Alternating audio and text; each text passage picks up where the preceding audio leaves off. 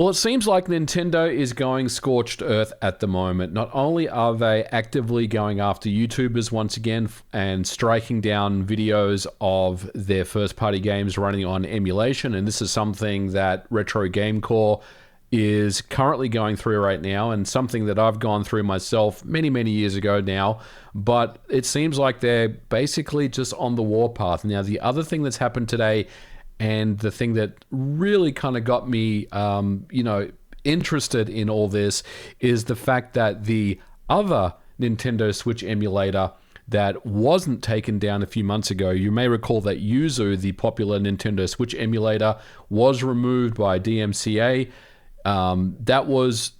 It's basically gone off the face of this earth.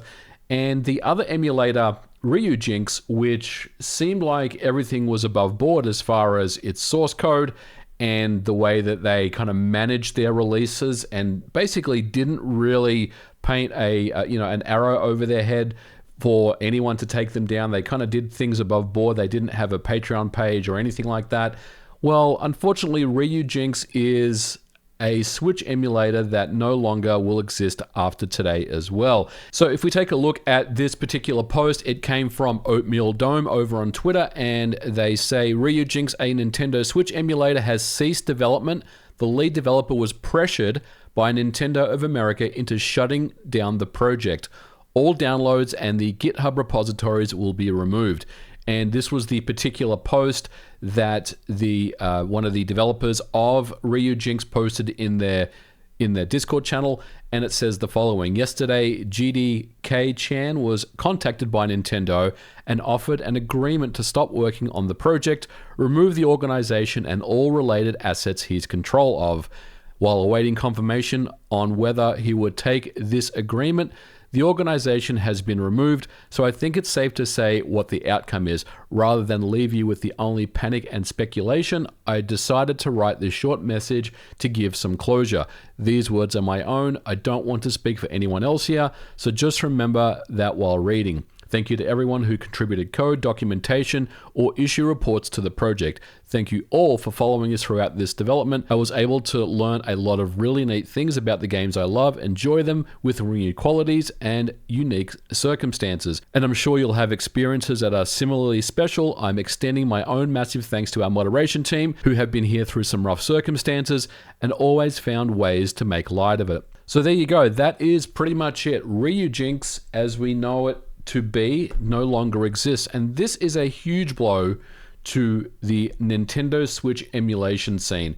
And it's simply because the big two emulators, Yuzu and now Ryujinx, have both been taken down by Nintendo. Now, if we go back and look at the message that was said, Oatmeal Dome says that the lead developer was pressured by Nintendo of America into shutting down the project. So what I'm kind of reading into this, basically I feel like Nintendo offered them an option. If you basically cease operations, step away right now and just delete everything, then we're just going to walk away and everything is going to be fine. There's not going to be any charges against you, or we're not going to serve you with a suit or anything like that. We're just going to step away. And I think that's ultimately what happened here.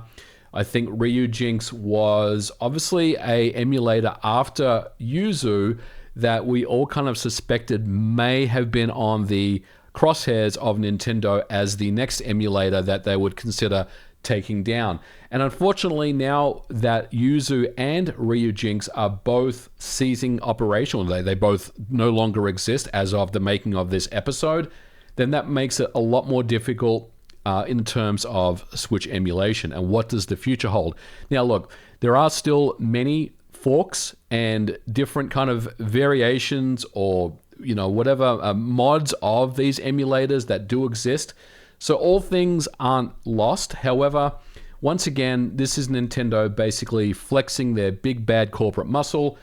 And now we're in a situation where Switch emulation seems like it's mostly stopped at this time. I think the forks that we'll see of the emulator itself, or the emulators themselves, will only be very, very small point releases with really not much in terms of updates, and that is obviously a big shame. It's also very interesting to me that Nintendo has decided to take down Ryujinx at this juncture, at the twilight of the Nintendo Switch's life cycle, but obviously they have their own thoughts and their own opinions and their own ideas about what they need to do in order to protect what's theirs. Now, even though a lot of people, especially those who like Nintendo, are probably, you know, taking a victory lap right now, the thing that I can't stress enough here is when you stifle emulation creativity like this, it hurts the video game industry in many, many ways that people just won't really understand.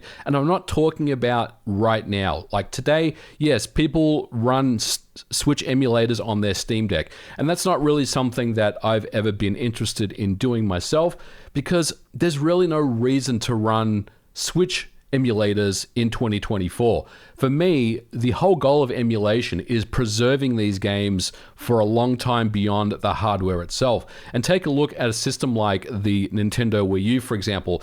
If it wasn't for an emulator such as Cemu, we wouldn't be able to play Wii U games. We'd have to rely on Nintendo to bring these games back or bring them to the Nintendo Switch. They've done some of that work, but they haven't done all of that work. And that's the thing. We can't put our trust into these big hardware makers, these big publishers, to do what's right, to continue to bring their legacy forward. And the same rules will apply with the Nintendo Switch.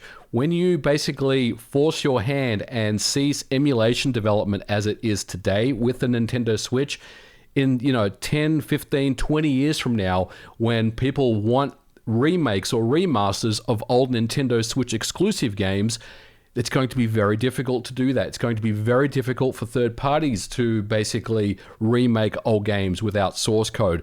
And we have to rely on emulation. And if you're basically stepping in and you're just killing off Switch emulation today, it will have ramifications in the future. And that's the thing that Nintendo just doesn't seem to understand.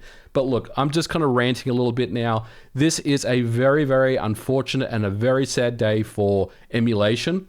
It's one of those things where, look, I don't know what Nintendo is going to continue to do here. It seems like they're just continuing to go after anything or anyone that is basically just, using their brand in their videos or in their works and things like that.